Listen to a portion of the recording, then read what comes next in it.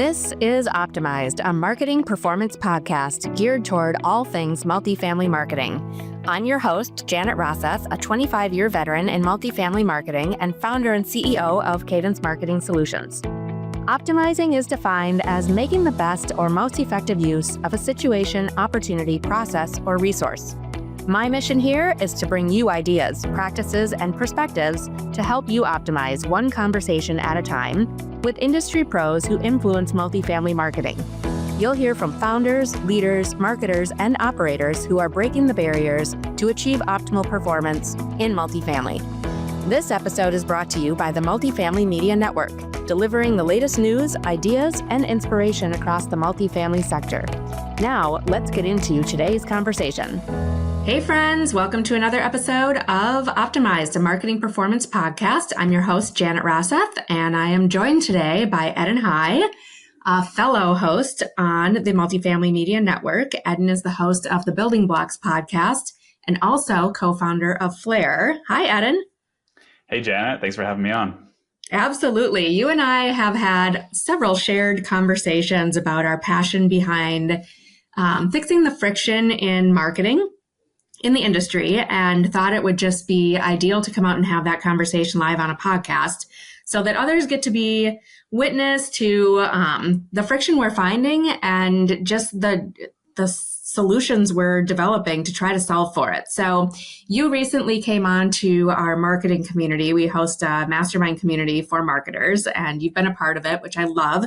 But you came on and shared the data that you uncovered with your recent shop across your Flare dialer tool. And I could not wait to bring that live to our listeners. We tend to have a lot of shared listeners between our two podcasts who really are diving into marketing in the industry and how to solve for the constant battle of reducing expenses, increasing income, handing off better leads to leasing teams. Tell us a little bit about how you set up your Flare dialer and your whole shop project and just the background of how many shops you ran. Yeah, absolutely. I'm super excited. I think really the goal of gathering all that data was just help people have a productive conversation. You know, you've got marketing, leasing, operations, asset management, someone's friend who they brought to a meeting, whatever it might be. There's so many different opinions and different kinds of vested interests. I think what's most stressful when something doesn't go right is just not really having clarity over where do we go from here and what the real issue is. And if you and I are fighting over what the problem is holding a property back, whether, let's say, I think we need more leads, you think we need to revamp the entire tech stack, or someone else just thinks we need another leasing agent, I think that's what becomes most stressful. And, you have a lot more experience in multifamily marketing, but I mean, you tell me, what do you think is most stressful about those kinds of conversations? Oh, always stressful. I, come at this from a couple of different viewpoints, just looking at the most common marketing struggles coming into 2025. I hear so many people focused on the customer experience and really trying to audit it and fine tune it, which sometimes cracks me up a little bit that we're doing that, 5 years after we launched all the tech during 2020. Now it's like, oh, we should go back and evaluate customer experience. That's great. We definitely should. But also it's resulting in streamlining tech stack. There's so many feeds connected to feeds, and people are really starting to uncover some friction in those areas. So those two pieces coming at marketers, but also the age old, when an asset hits the watch list, everyone runs to marketing and says, I need more leads, spend more on marketing, fire up more ad solutions, bigger packages. And you and I both know it's never just a lead issue. There's more to be researched on what might be causing that lead not to make it all the way across the finish line, or the conversion to not be happening. So I think we shared just that you developed the dialer on Flare to try to uncover that and have bigger conversations. And 5 years ago, when everybody launched so much tech, as a consulting agency, we developed an audit on our end as well called a Stride report that really flushes out the friction in that whole journey from marketing to the leasing handoff. So we've got an end where we've uncovered friction, and you've got an end where you've uncovered friction, and the conversations were like, yes, that is exactly what's happening. If only people would take the time to just audit these pieces, you'd realize it's not just a lead issue. It's very, very repairable. Yeah, that's the good news. I Yes. guess the good news is that it's always a fixable issue. When we set out in September of last year, the reason we started running these shops with an internal software that we built, which is now external, anyone can sign up for it now. But the reason that we started running those was because in our sales conversations with prospective clients, they said, okay, well, how much can you improve the status quo to what your product is suggesting? And we said, you know what? Let's not assume, let's actually go figure this out. And let's shop 20 of your properties and let's see what really happens. And our goal was, okay, let's see what leasing is doing and how they're interacting with leads. And we weren't so focused on the tech stack. And that's a really important piece. Yeah. Is that was very much like an, oh, wow moment for us to go, oh, you didn't get that lead? Oh, this lead got 6 emails in a row that said, we'll get back to you soon. Like, what's going on here? And so we realize it's very much a two-pronged approach. Obviously, you want to train and retain the very best people to manage your assets and lease and do all of that. But the tech stack, I want to quote you for a second, your favorite line, like you have to inspect what you expect. And yes. What we saw was that so much of the tech stack was implemented based on what was said in a pitch deck or on a brief demo, but not actually rigorously tested to confirm that what was pitched to you and what you've reviewed is actually true and actually works that way. So we saw a lot of different crazy things that were really getting in the way of not only just setting up your leasing agents to be in the best position to lease and close as many leases as possible, but just derailing the prospect experience and annoying a lot of people because it made no sense when someone converted the sequences of emails and nurture that they got and what the leasing agent was reaching out to them with and how they were reaching out. So we went on this mission to say, okay, let's help our prospective clients figure out what their teams are really doing and see how they can improve and how much we can help them with our technology. But we realize it's not as simple as just the team. The tech stack that you put together, we'll go over a lot of these issues on this podcast, but they were equally big obstacles in fixing their conversion issues was the technology and not just the people. Right. The sad scenario is that so many of the leads never make it to the handoff to the leasing team. And you're absolutely right. There are a lot of really great tech tools bridging the gap between marketing and leasing. And I'm a fan of a lot of them, but when you plug them into your property management software, there may be settings within your software that are conflicting with it. And then you add it into layers of ILSs that are sending their own automated messages behind the lead. And you've got, other automated messages that are conflicting in there. And we have literally spotted prospects getting stuck in a spiral, never actually getting shot back out to the leasing person. So it's so important. Everybody has the best intentions, and especially coming out of COVID, I hate going back to that, but it's the 5-year anniversary, right? Going back to that, it's like we all launched tech so fast and just trusted, but very few go through and audit it all the way from the prospect lens. And for the marketer to go through and try to do that, it's too big of a job. And you come at it from a standpoint of you expect it to respond in a certain way. So you come in it with blinders on. But when you have a neutral party that doesn't know what's supposed to happen, audit it, it's just enlightening the things that are uncovered that are actually reasonable to fix. And that's a good starting point. Customer experience auditing sounds really daunting. So does streamlining your tech stack sounds really daunting. But the actual process of ordering one of these small shops to get all the information you need to fix the things that are already in place is not so daunting. Right. It's a lot more consumable. Well, I'd like to bring up why it's important to focus on this right now. I think there's an interesting dynamic in multifamily, which is that the market has significant influence over what we focus on at any point in time. So in late 2021, we weren't getting the same kind of pressure, and I'm sure you can speak to this based on your conversations with clients. We weren't getting the same kind of pressure to say, reduce expenses, improve our conversion ratios, do this, do that, because delinquency was, let's say, lower. The rents we were getting were way higher than we were expecting. Our revenue management was having so much fun, and doing all this kind of stuff. So there wasn't the same kind of pressure. Now we're in a very different scenario where most of the people I talk to are not getting the target rents that they underwrote for the property. They're having higher delinquency than they ever thought they would have.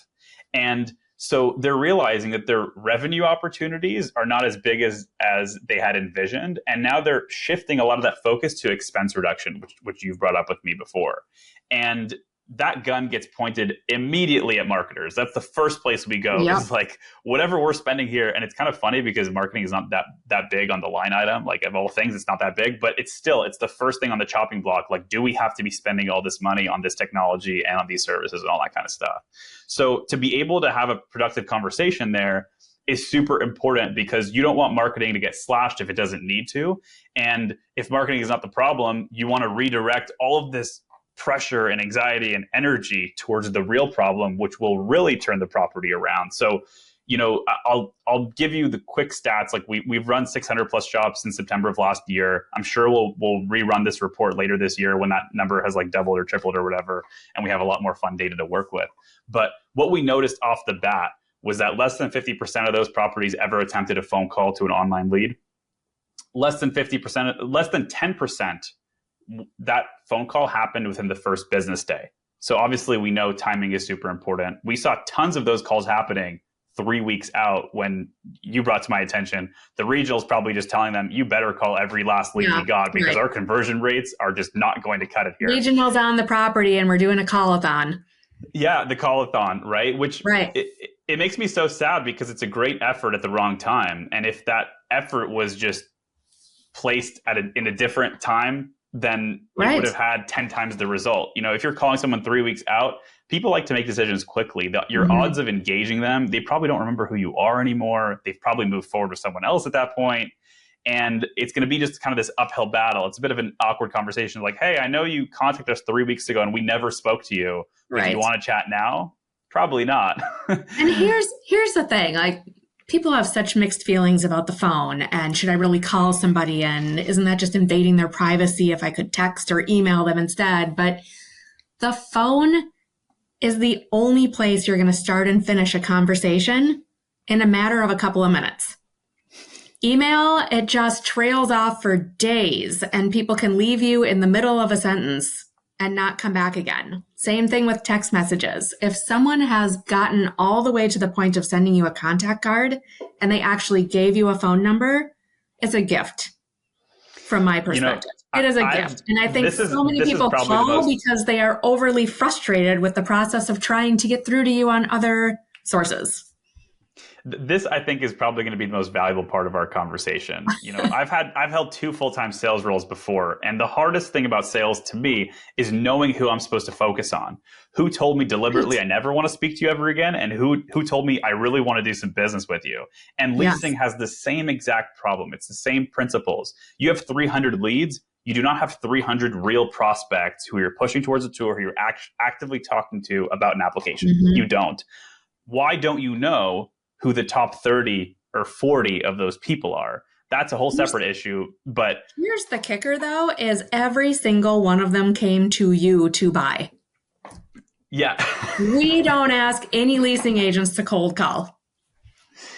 So we spent money, in fact. We spent money attracting that prospect so that they could reach out to you to initiate a conversation about leasing.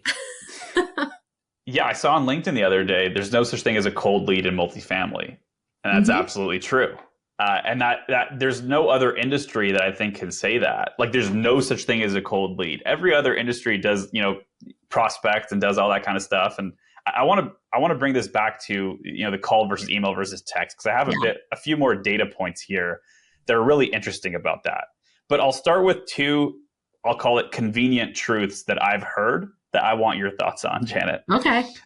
The first convenient truth is that, well, Gen Z doesn't like the phone anyway. So, we don't really have to lean into it, because the new generation, they're increasingly large percentage of the renter population. They don't like the phone, so we don't need to use it. And I've heard that all the time. I think it's just, first of all, you got to prove to me that 100% of your renters are Gen Z, which, unless you're in student housing, I don't think that's just not the case for most people in multifamily. And what are your thoughts on that, Janet? I totally agree. I think, first of all, 100% of your audience is not Gen Z. And secondly, I think it really depends on the leasing agent. When the leasing agent is Gen Z and says that, it implies that they don't like the phone, not that their prospect doesn't like the phone. But again, I go back to if the prospect put the phone number in the field and sent you that lead, it's fair game to call. And I'm going to walk you right into this, Eden, because one of the most profound stats that you gave us was the actual outcomes of leaving a voicemail. Yeah. I So thought that was just astounding and one of the best things I've heard in years. So this will lead right into what you just brought up. But the second convenient truth is, oh, we don't call because we engage with prospects the way they engaged with us, and they didn't call us, so we're not going to call them. And this is what I've heard the most, way more than the Gen Z argument, because I think people kind of know that that's not really relevant. But I hear this all the time. I was just arguing with Justin Jones about this on LinkedIn the other day. Is oh, but I want to engage with people the way they engage with me. And this is how I see it. You have a $30 million high stakes lease up.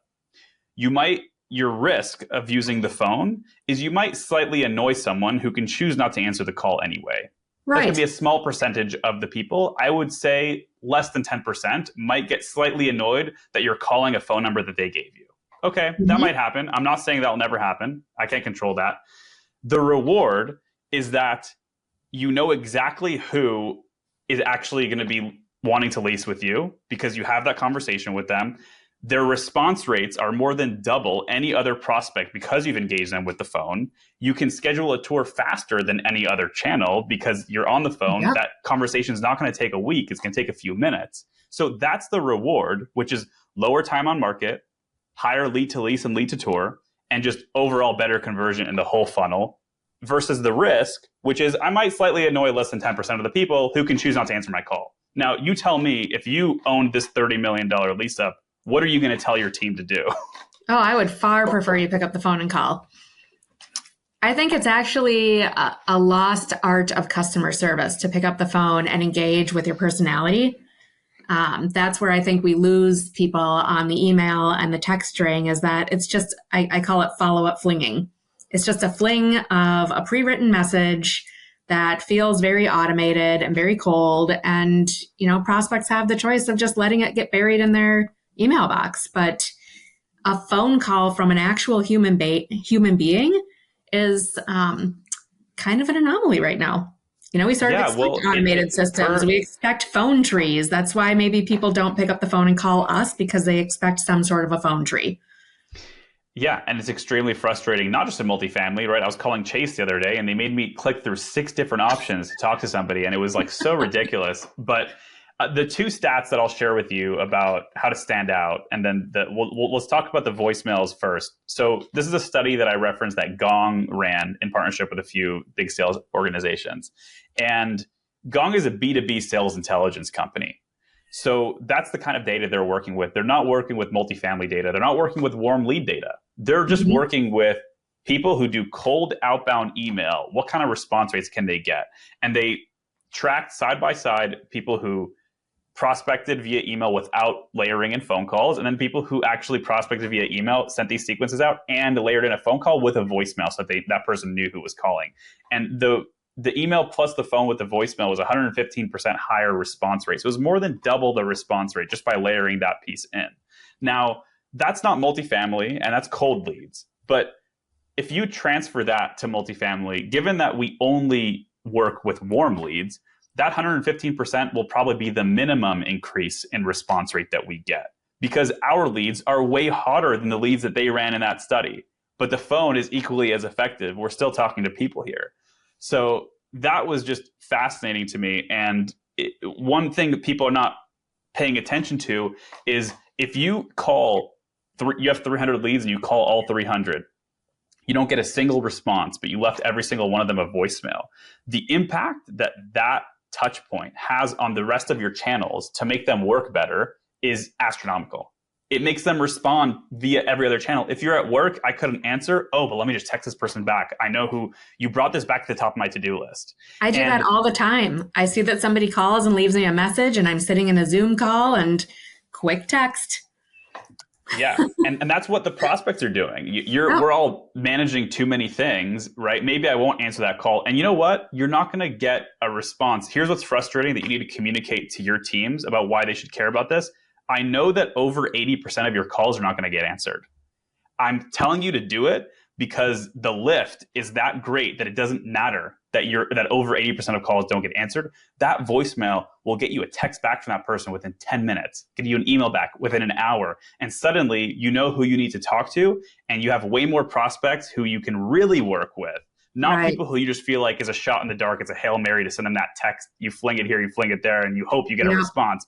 People who are really going to engage with you. And that's where I think leasing agents complain and get frustrated, but we have to connect these two data pieces over how this really helps you so that we all get on the same page. It's not just, oh, no, they didn't engage with us via phone, now you're forcing me to, but no one responds anyway.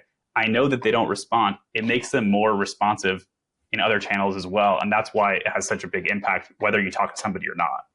I think it also proves that there's a human being on the other end. And in today's age, I just feel like that's really important. And it's something we don't talk about often enough. But I tell my clients who I'm working with on lease ups or on leasing strategies, I tell them all the time, like, you're going to stand out if you call and say, I'm the actual human being.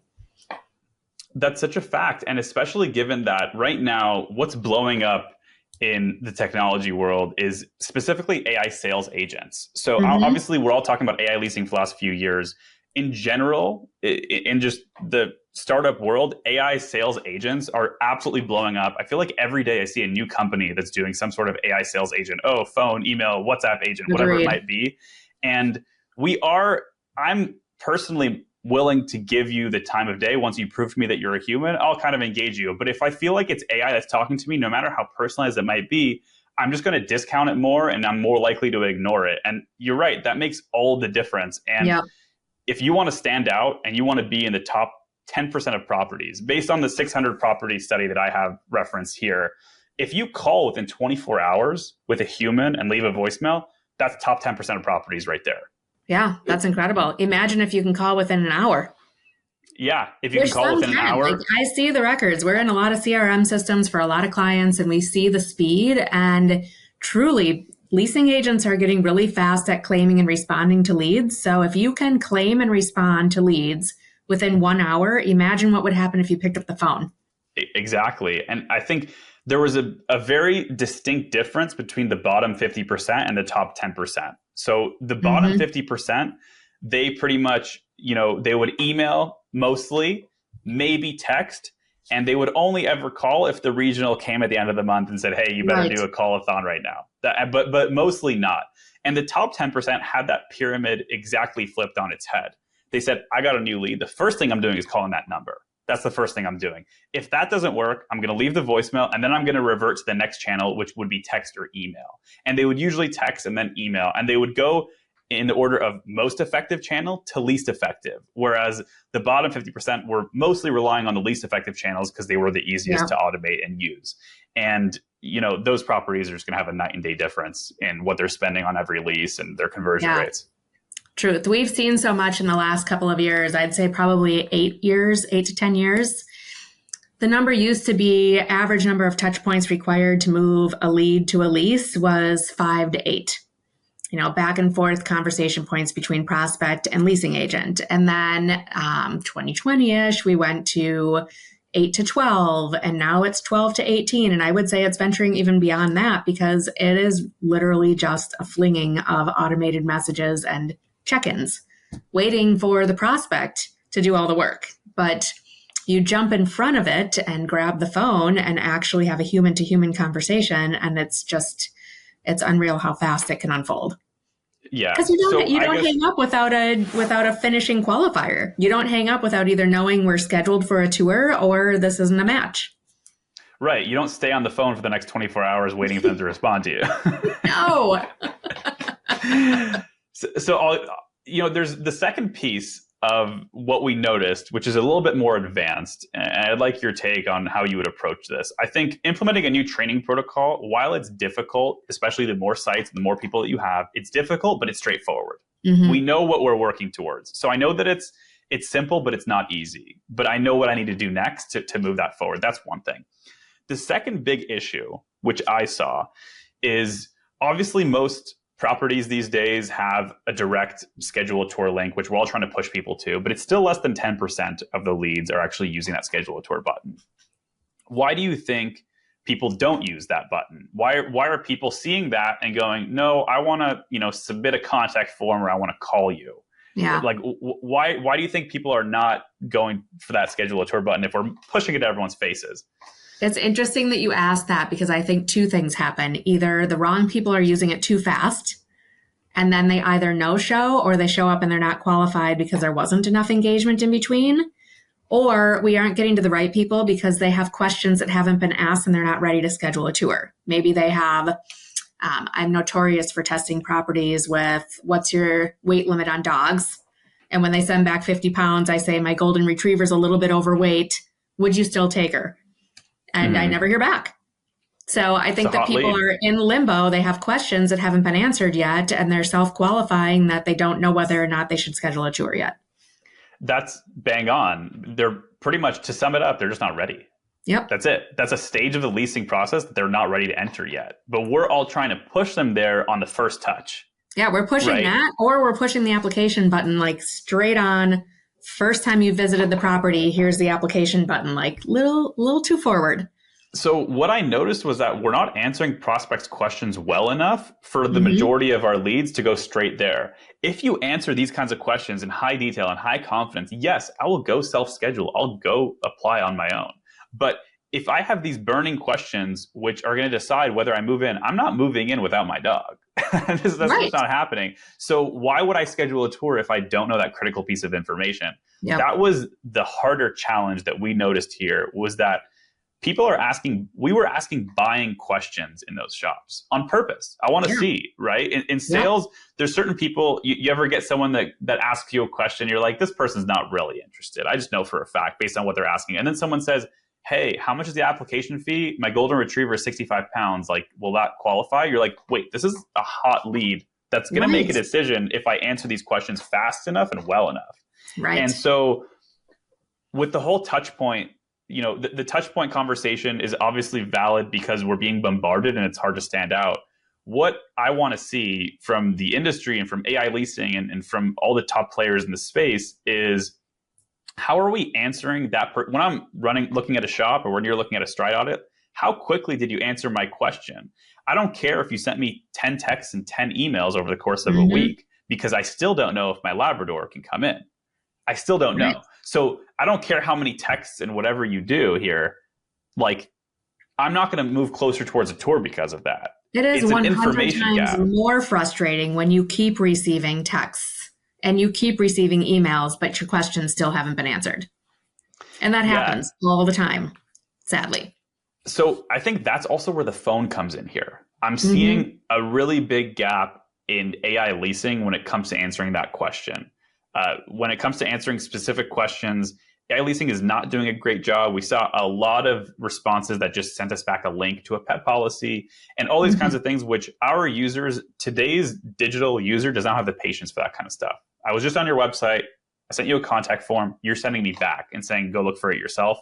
That's not going to cut it today. And if you're shopping your properties and you find that, you have to solve that ASAP, because you're going to lose a lot of leads. Prospects just don't have the patience for it. We're ordering Ubers with one click of a button. People are buying cars on Amazon with one click of a button.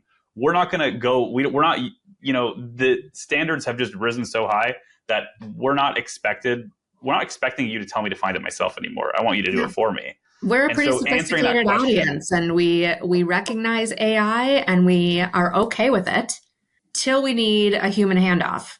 And when you send that question over that requires a human handoff and it doesn't get picked up smoothly, I think that actually is probably a detractor for the purchase rather than attractive. So a perfect example of that was, there was one specific example I have in my mind where AI leasing was nurturing a lead for a week, and it didn't answer the question with a high level of specificity at all. It really just gave vague kind of responses like, oh, go look for it yourself. And it was a combination of email and text, which is like most of the AI leasing models that I see today are a combination of email and text. And I think, the AI voice is coming to market right now and it's really cool stuff.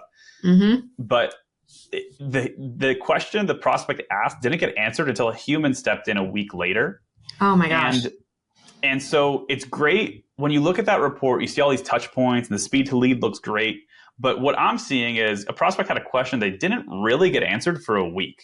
It doesn't really like we can Yeah. go crazy over the minutia of what each text said and all this kind of, and when it happened. But at the end of the day, the user's like, you bombarded me with emails and texts for a week. You only sent me the actual response a week later. And that is the speed to lead needs to be adjusted for like speed to answering the prospect's Yep. question is what we really need to adjust to. Right. And listen, I mean, the journey through a property's marketing all the way through to the handoff is, to me, reflective of how you're going to be experiencing service as a resident. So if it takes that long to get a question answered on the leasing front, how long is it going to take to get a work order handled? Or to get People a bring their response baggage to on a you. question on your account from the management office? I think it's just very reflective, and we've got to just get a little bit better at cleaning that up. And when we go back even to the marketing handoff and before it even touches a leasing agent, I know you uncovered quite a bit of friction there too. And we uncovered it all the time in our audits too, that there's messaging that's coming from so many different email addresses. You send a lead through one of the ILSs and you get an email back from their system, and then you get an email back from whatever the PMS system is that's kind of interfacing before the leasing agent gets to it. And then you get an email back from, John Smith at whatever the management company is. It's not even the property email address. So often the property name is not even in any of the email addresses or the subject line. That imagine trying to be a prospect and looking back through your email when you're looking for an apartment to try to make sense of the search. Yeah, I mean, you're going to look up the property name to figure out what I Yeah. was. That's probably the only thing you're going to remember, if that. Yeah. Right. If that, right? So, I mean, that brings me to another point, which is a big focus for 2025, which 2025 is the year that I wage war on email pretty much because of Okay. all the things that we've uncovered here. Now, I'm not saying you should stop using email. I'm just saying you should be aware of the obstacles working against you when you do use that channel and have some sort of rough plan for how you're going to overcome them. And the first obstacle I'll start with is the promotions filter. Gmail and Outlook have a very aggressive promotions filter because we're getting so many emails that if an email has too many images, too much promotional text, emojis, exclamation marks, it's going to automatically exclude that from your main inbox. Now, every single email we send says 2 months free in it with picture. So you have to figure out, like, if I'm going to send these emails, your leasing agents, when they're telling you no one's responding to me, and they sent 5 emails all saying 2 months free, it's because nobody got them. Yeah. It got filtered out to promotions, and that actually in the prospect's eyes is 0 follow-ups. I hate to break it to you. So that's Right. really the first one that we have to figure out how to overcome. Now, the good news is to answer your prospect's questions, you don't need to do all that stuff. Like people who ask buying questions and are really ready to make a decision, you can just answer them the text email with the specific answer to their question, and maybe the link to be like, hey, are you ready to book a tour? You want to see this in person? If I answer your question well enough, whatever it might be, that's totally fine.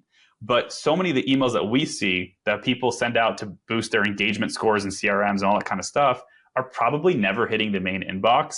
And I Yep. think that's where people are scratching their heads.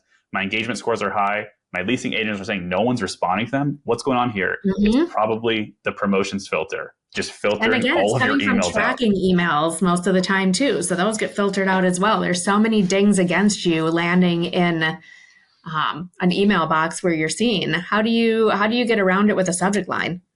It's a massive uphill battle, and I don't really hear anyone talking about it. Like we rely on email so much, and I think it can be a great Yep. tool because it's so easy to automate and all that kind of stuff. And AI leasing like started all with email and then expanded to text and now to voice. But you really have to be aware of this stuff because if you're seeing that your agent sent 100 follow-ups today, you have to ask yourself, how many of those actually did somebody open and Right. how many of those actually move someone forward in a leasing process? If they're not getting to the main inbox, it's not moving them forward. The second piece is just the overall dilution of email. And one thing we uncovered is just how many of those ILS marketing emails that we get, Yep. right? Every single ILS does it. No one is innocent. No one is innocent of No. this. No. But it's working against your team. So if your team is going all email heavy, the ILSs are sending them a move-in checklist at 1 o'clock and a five properties similar to the one you just looked at 5 o'clock. And Yep. so that's just blowing up the prospect's inbox. Think about their search and how many emails they're getting. You're working against that, and you have to figure out how to stand out. And that's why I say, don't let these things deter you from using email. You should still use it, but like you have to have a plan for these things, because otherwise your follow-ups will just be worthless and they'll never do what you want them to do, which is move someone forward in the leasing process. Right. There's so much spamming too. I've noticed too that we have started to test in our audit. We've started to test ChatGPT or other AI solutions to get more information on a property or on a market. Because really, once you set up a profile with an ILS, you do get spammed. I mean, Thank you for keeping me well informed of the available apartments in the area I'm searching, but like, I'm not ready to get spammed yet. I want to do my own research before you inundate me with marketing emails. So we have actually reached out to just ChatGPT and said, hey, looking at this property and maybe these two comps, what can you tell me about the differences, the positives and the negatives about renting here? And it's amazing how much more information you can get dialed into in ChatGPT about your search without getting inundated with all those emails. So by the time you're ready to go, you make a call or you send a text. And, people are, I don't know, I got to believe that people are a little resistant to emails sometimes because of the spam factor. Absolutely. At least you have to opt in for text messages. And again, I can't tell you how many times we've opted in for text messages and you just get spam, spam, spam, spam, spam before you ever see something that looks like a real human being typed it.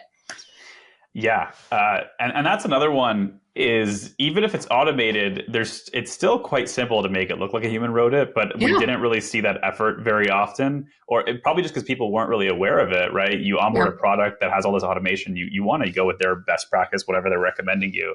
Where I really saw the ILS spam at play was, there was one shop where the user said, "Oh, this lead never made it to my CRM," and it was because of some sort of integration issue that they uncovered because of this.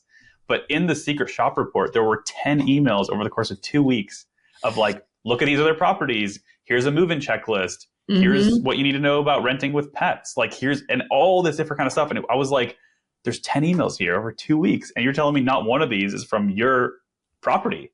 All of them are just automated ILS emails. None of them are your leasing agent following up with this person, which is wild. And you paid how much for that lead? So much. I mean, the cost per lead and the cost per lease is getting a bit high. So I guess the question to ask yourself, if you're listening to this, is how much of my cost per lease is due to the issues that we're talking about over here, due to my teams not calling, due to my technology not actually working together, or all these tech issues we're talking about?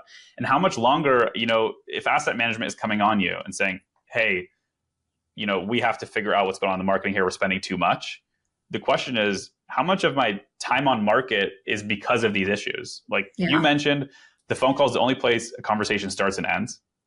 That reduces time on market because your conversation is just that much more efficient. It has a natural ending, and that's either moving forward or moving out of the leasing process. You're either scheduling a tour, booking an app, or you're saying, actually, this is not relevant for me. You can remove me from your CRM, archive, whatever it might be.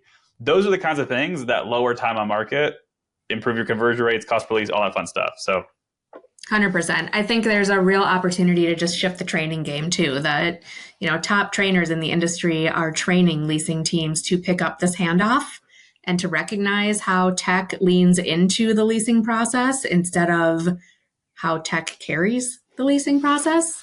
It's really it's just a nudge. It's meant to just continue to keep your prospect fresh about your property, but it's not meant to replace leasing. And I think when you really get dialed in and you go through this process, and I'm not even going to ask our listeners to go out and run this whole process themselves and shop it, because it is a lot. When you start to uncover the first couple of glitchy, technical problems, it gets overwhelming. And if you're not the one that can actually fix it, it makes you just want to throw your hands in the air and give up.